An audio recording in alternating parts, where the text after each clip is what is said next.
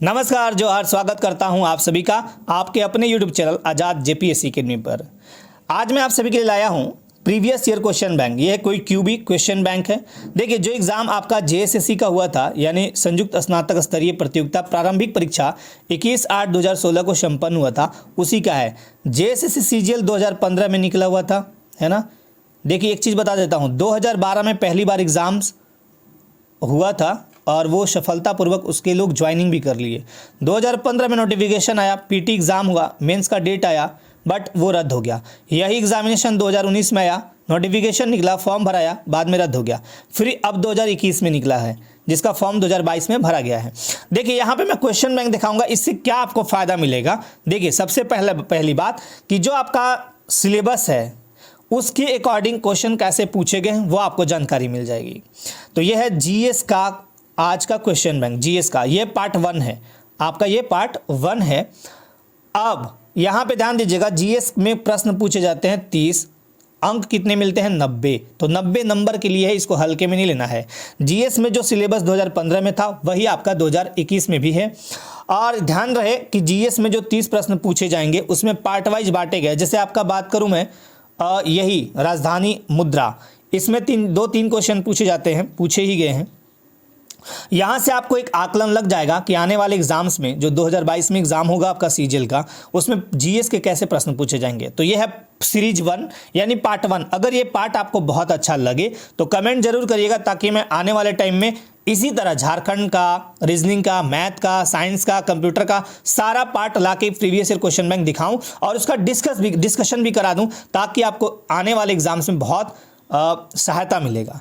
ये ध्यान दीजिएगा, किसका पेपर है, जीएस का। यहाँ पे 30 प्रश्न पूछे जो गए हैं, मैं आपको एकदम जो प्रश्न एग्जामिनेशन में पूछे गए हैं वही आपको दिखाने जा रहा हूँ। तो ध्यानपूर्वक देखिएगा, थोड़ा मैं इसको जूम आउट कर लूँ, है ना, ताकि आपको बहुत अच्छे से दिख पाए। देखिए, पहला प्रश्न, अब यहाँ से एक एक प्रश्न पे चलता हूँ। पहला प्रश्न क्या कहता है, सैन जोस निम्नलिखित में से किस देश की राजधानी है। अब आपको ये पूछा गया है राजधानी, तो सैन जोस किसकी राजधानी है, ये आपसे बहुत प्यारा प्रश्न पूछा गया है। सैन जोस जो है उत्तरी अमेरिकी देश है, कोस्टारिका की राजधानी है। कोस्टारिका की राजधानी कौन सी है, सैन जोस। अब आपसे फिर यहाँ पे देखिए ऑप्शन दिए गए हैं, ऑप्शन का भी मैं डिस्कस कर देता हूँ। देखिए, रोमानिया की राजधानी है बुखारेस्ट। मैं शॉर्ट में यहाँ पे लिख देता हूँ, रोमानिया की राजधानी कौन सी है, बुखारेस्ट। साइप्रस की राजधानी कौन सी है, निकोशिया। सेनेगल का डकार, है ना, साइप्रस, निकोशिया, रोमानिया का बुखारेस्ट, और कोस्टारिका आपका हो गया, ये है सैन जोस। तो ये याद रखिएगा। चलिए अब दूसरे प्रश्न की तरफ चलते हैं। भविष्य के, देखिए कितना प्यारा क्वेश्चन पूछा है, लेकिन घुमा के पूछा एकदम। भविष्य के खाद्य संकट के लिए वैकल्पिक समाधान और ब्लू क्रांति, है ना, ब्लू क्रांति के अग्रदूत हेतु निम्नलिखित में से किस व्यक्ति को सनहक शांति पुरस्कार 2015 से सम्मानित किया गया। अब ये सनहक शांति पुरस्कार होता क्या है, समझ लीजिए। देखिए, सनहक शांति पुरस्कार जो होता है, दक्षिणी कोरिया की राजधानी है सियोल। सियोल में है आपका स्थित एक जगह, सियोल में ही स्थित जगह है, वहीं से एक समिति है, सनहक शांति पुरस्कार समिति। उन्हीं के द्वारा प्रत्येक वर्ष किसी व्यक्ति व संस्था को उसके द्वारा विश्व शांति की दिशा में किए गए उत्कृष्ट कार्य हेतु दिया जाता है। लेकिन ये दिया क्यों जाता है, एक व्यक्ति थे, दिवंगत हो गए वो, सन म्यांग यून, जो कि एक विश्व प्रसिद्ध धार्मिक गुरु थे, राजनीतिज्ञ थे, व्यापारी थे। उनके इच्छानुसार, उनके सम्मान में उनकी विधवा पत्नी डॉक्टर हक जा मून के द्वारा 2015 से स्टार्ट किया गया। लेकिन ये मिला किसे, तो ये मिला डॉक्टर मोददुगु विजय गुप्ता को मिला है। और ये नीली क्रांति, ब्लू क्रांति मतलब नीली क्रांति, मत्स्य उत्पादन होता है उसमें से संबंधित बहुत ज़्यादा विकास किया, डेवलपमेंट किया, इसके लिए इनको दिया गया। तीसरे प्रश्न की तरफ चलते हैं। महेंद्र सिंह धोनी आईपीएल 2016 में निम्नलिखित में से कौन सी टीम का प्रतिनिधित्व किया था। ये बहुत प्यारा क्वेश्चन पूछा गया है। देखिए, ये तो खेलते हैं चेन्नई सुपर किंग्स, लेकिन यहाँ पे 2016 में पूछा गया था, तो ये होगा राइजिंग पुणे सुपर जायंट्स। ठीक है, महेंद्र सिंह धोनी रांची के स्टार हैं और भारत के भी स्टार खिलाड़ी हैं। चलिए, धोनी जो है चेन्नई सुपर किंग्स के लिए इसके पहले खेलते थे। अब देखिए, चौथे प्रश्न की तरफ चलते हैं। बहुत ही प्यारा जो एक पुस्तक है, पुस्तक द एसेंशियल गांधी। कौन सा है, द एसेंशियल गांधी। इसके लेखक सॉरी कौन है, रामचंद्र गुहा, महात्मा गांधी, पंडित जवाहरलाल नेहरू, महादेव देसाई। तो इसके जो जो लेखक जो हैं वो हैं महात्मा गांधी। लेकिन ये अकेले पुस्तक नहीं लिखे हैं, इसमें एक और व्यक्ति इनके साथ थे, एकनाथ ईश्वरन और महात्मा गांधी, ये दोनों लोग मिलके एकनाथ ईश्वरन ये व्यक्ति और महात्मा गांधी दोनों मिलके ही इस पुस्तक को द एसेंशियल गांधी को लिखे थे। अगला प्रश्न की तरफ चलते हैं। All the prime ministers main इस पुस्तक, ये जो पुस्तक है भारत के निम्नलिखित लेखकों में से किसके द्वारा लिखी गई? निकिता सिंह, जनार्दन ठाकुर, नीरज सिंह चौधरी, सुष्मिता दास। देखिए ये जो पुस्तक लिखा गया है वो जनार्दन ठाकुर साहब लिखे हैं और ये 1977 में प्रकाशित हुई थी। कब? 1977 में प्रकाशित हुई थी। छठे प्रश्न की तरफ चलते हैं, ध्यानपूर्वक प्रश्न देखते जाइएगा। नेशनल हेराल्ड मामले में अर्जीदार निम्नलिखित में से कौन है? यह आपसे बहुत प्यारा क्वेश्चन पूछा है, लेकिन मैं थोड़ा सा यहाँ पे डिस्कस कर दूं। नेशनल हेराल्ड ये जो मामला है 2012 से जारी एक मुकदमा है, जिसमें मतलब जिसे भारत के राजनेता जो हो गए सुब्रमण्यम स्वामी, इसका जो राइट आंसर होगा सुब्रमण्यम स्वामी जो है और ने सोनिया गांधी, राहुल गांधी और उनकी कंपनियों के विरुद्ध आरंभ किया था। इनका आरोप था, सुब्रमण्यम स्वामी का क्या आरोप था? इनका आरोप था कि गांधी परिवार हेराल्ड की संपत्तियों का अवैध ढंग से उपयोग कर रहा है। तो यही एक मामला था यहाँ पे, ठीक है। 7वां नंबर पे चलते हैं। देखिए क्वेश्चन कहाँ से पूछा है, बहुत भयानक क्वेश्चन पूछा है ये। 7वां नंबर, मैक्स वर्स्टैम्पन निम्नलिखित में से किस पेशेवर खेल में जो वह खेलते हैं 2015 ओवरटेक्स सूची में टॉप किए? बहुत ही घुमा फिरा के क्वेश्चन 7वां नंबर पूछा गया है। तो इसका जो आंसर होगा फार्मूला 1। क्या होगा? फार्मूला 1। अब देखिए एक चीज यहाँ पे 7वां नंबर में ध्यान रखिएगा, मैक्स वर्स्टैम्पन एक Belgium Dutch formula 1 racing driver है। फार्मूला 1 रेसिंग ड्राइवर है ये, है ना। और 2015 का 2015 में जो ऑस्ट्रेलियन ग्रैंड प्रिक्स प्रतियोगिता हुआ था उसको जीतने वाले ये सबसे कम उम्र के खिलाड़ी हैं, राइट। कितना उम्र है भाई इनका? 17 साल, 17.5 साल, 17.5 मान लीजिए, लगभग 17.5 साल। चलिए अगला क्वेश्चन, बहुत ही प्यारा क्वेश्चन। अगला क्वेश्चन, भारतीय संविधान की 8वीं अनुसूची में शामिल निम्नलिखित में से कौन सी भाषा सिनो तिब्बतियन भाषा समूह से संबंधित है? डोगरी, उर्दू, बोडो या उड़ीसा? ये थोड़ा सा मुझे लगता है कि जो PDF बनाने के टाइम में पीछे का भी प्रिंट आउट ये सब दिख रहा होगा, ये सब है ना। तो चलिए क्वेश्चन पे ध्यान दीजिए, ये सब माइंड मत कीजिएगा। संविधान की 8वीं अनुसूची में मान्यता प्राप्त 22 भाषाएं हैं, लेकिन आपसे पूछा सिनो तिब्बतियन। देखो सिनो तिब्बतियन को हम क्या क्या और बोलते हैं? चीनी तिब्बती इसी को ही कहते हैं, चीनी तिब्बती। और हम इसे कहते हैं किरात भाषा भी कहते हैं इसे, किरात भाषा। तो ये आपका किरात भाषा हो, चीनी तिब्बतियन हो, सिनो तिब्बतियन हो, एक ही बात है।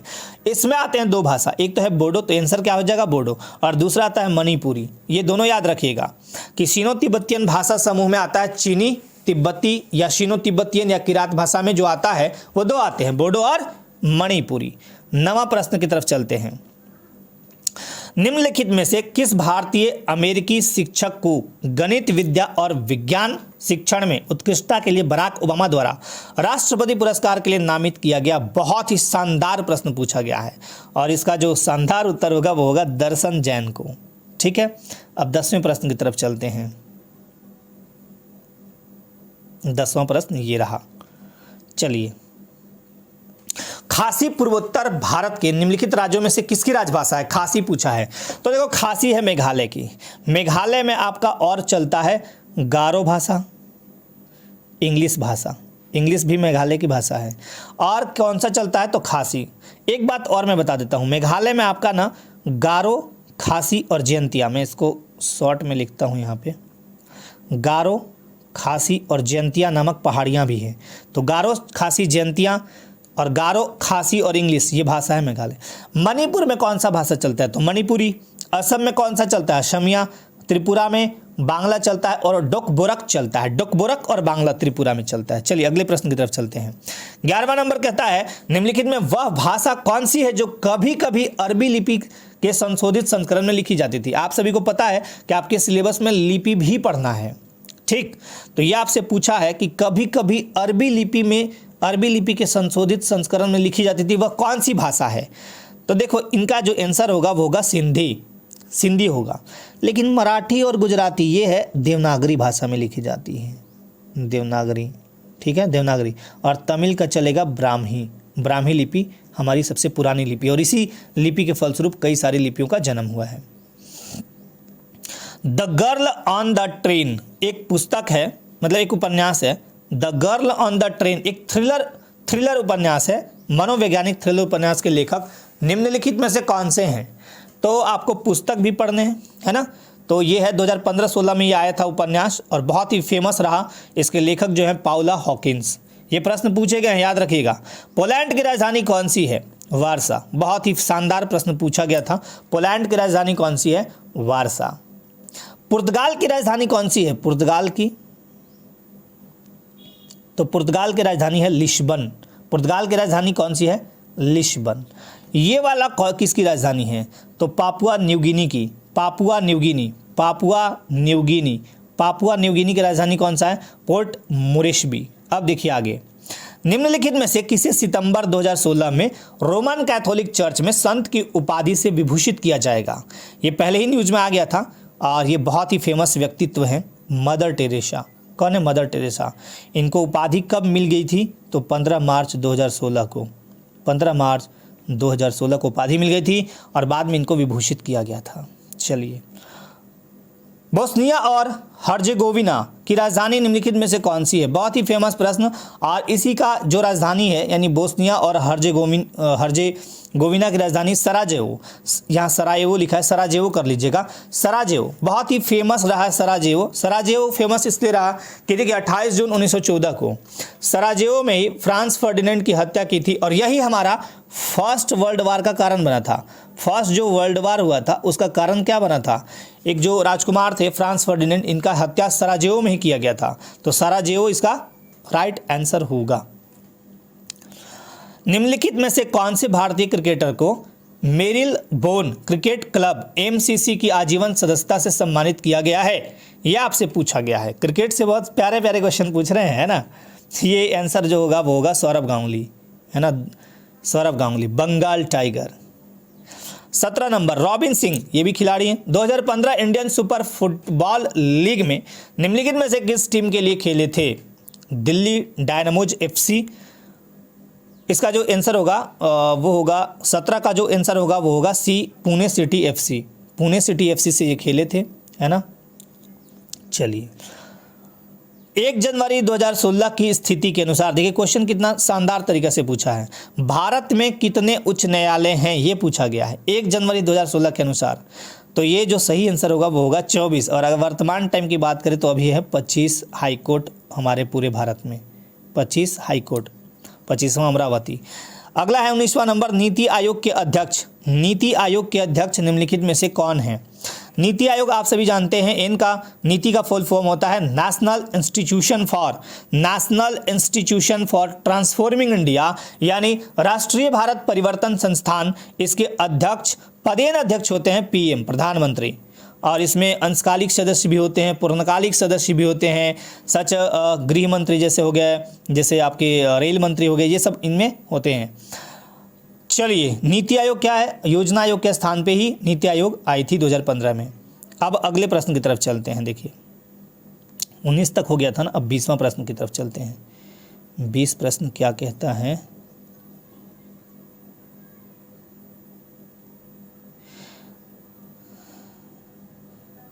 देखिए, चिल्का झील निम्नलिखित में किस राज्य में है?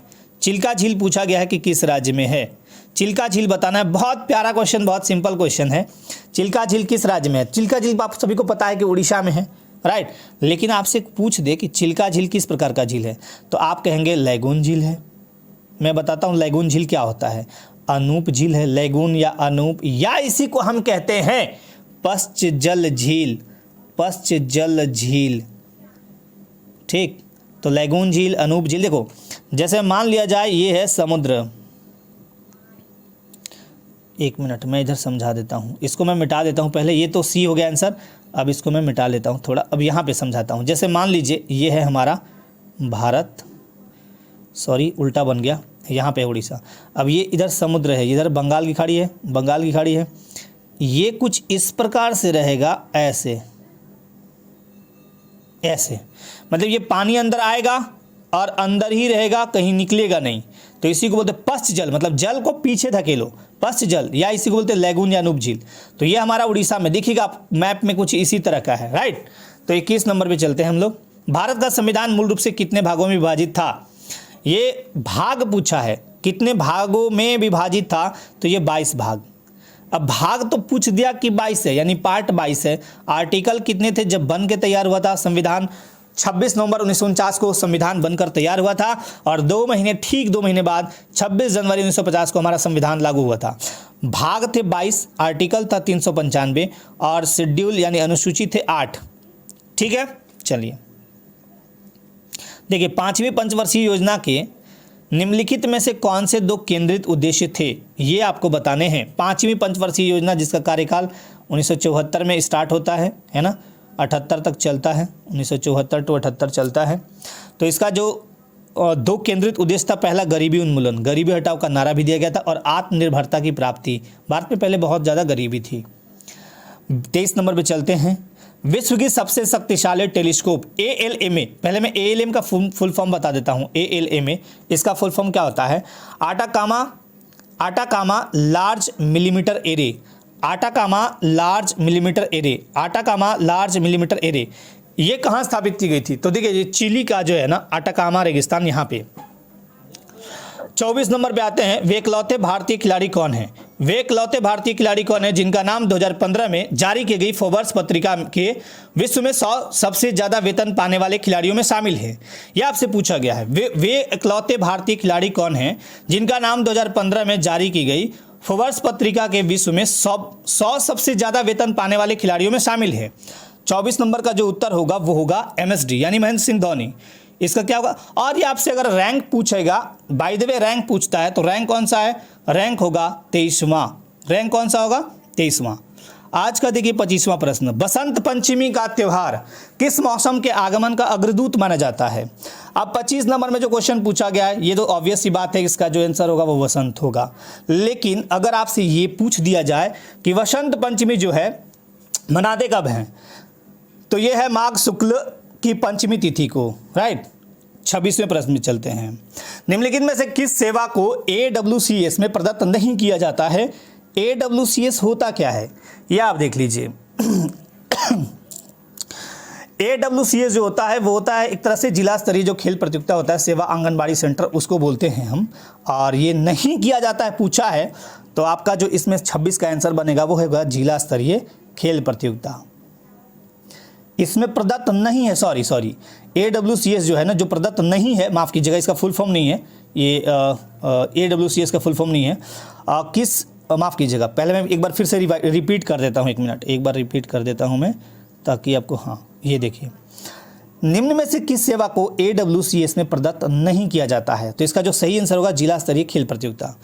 और 27वां प्रश्न जो है, संगीत के इन प्रकारों में से कौन सा फागुन के महीने में गाया जाता है? तो 27 का जो आंसर होगा वो सिंपल सी बात है, आप सभी जानते हैं, फगुआ। फगुआ जो है संगीत, जो फगुआ जो है इसमें फागुन महीने में गाया जाता है। और झारखंड में आप सभी जानते हैं कि उरांव है, मुंडा है, भूमिज हैं, बहुत सारे जो जनजाति हैं इस त्यौहार में विशेष रूप से रुचि रखते हैं। तो ये यहाँ पे 27 प्रश्न टोटल आपका था, 3 प्रश्न कहीं मिसिंग है ना, माफ़ कीजिएगा। तो ये आपको मैंने प्रश्न दिखाया।